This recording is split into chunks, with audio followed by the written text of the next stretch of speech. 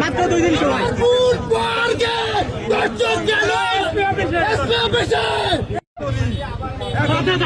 AC গাড়িতে না হলে তাকে রশিদে গাড়িতে আগামী 24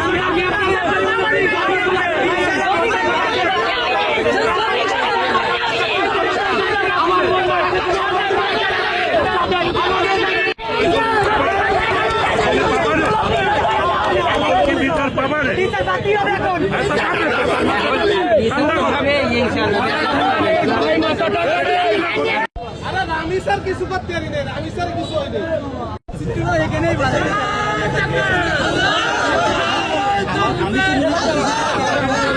ধন্যবাদ দিবেন ধন্যবাদ আমরা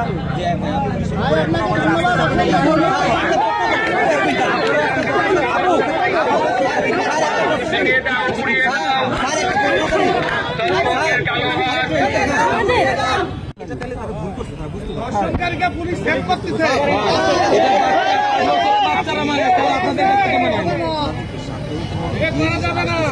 স্যার লাস্ট একটা কথা বলি স্যার, স্যার আপনার হয়েছে মানে সবাই আপনাদের কি খারাপ স্যার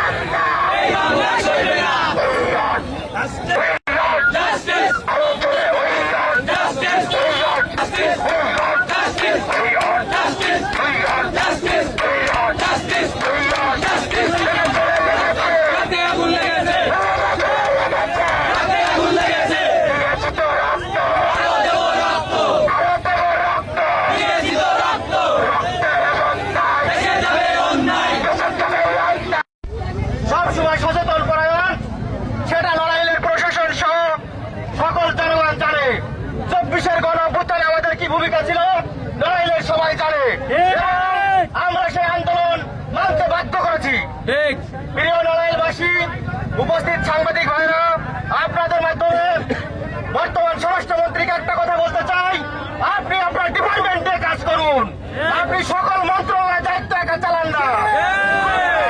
আপনার কারণে আজকে সপ্তাহে দর্শন হচ্ছে।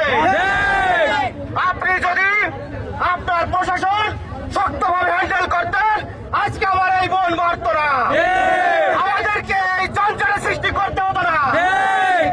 প্রিয় পুলিশ সুপার ভাইয়ের দৃষ্টি আকর্ষণ করে একটা কথা বলতে চাই, আপনার প্রতি আমরা সম্মান প্রদর্শন করছি, রাতভর আপনি পরিশ্রম করছেন, তার জন্য ধন্যবাদ জানাই। কিন্তু আমরা এই ধন্যবাদ পর্যন্ত ওই প্রতিবারই সীমাবদ্ধ থাকি। আজ তো আসিয়ার বিচার হয়েছে, আমরা এই জন্য হতাশ, এর বিচার আমাদের নিশ্চিত করতে হবে। আমি প্রশাসনের দৃষ্টি আকর্ষণ করে বলছি, আপনারা ধর্ষণকারীকে আমাদের জনসম্মুখে ছেড়ে দেন।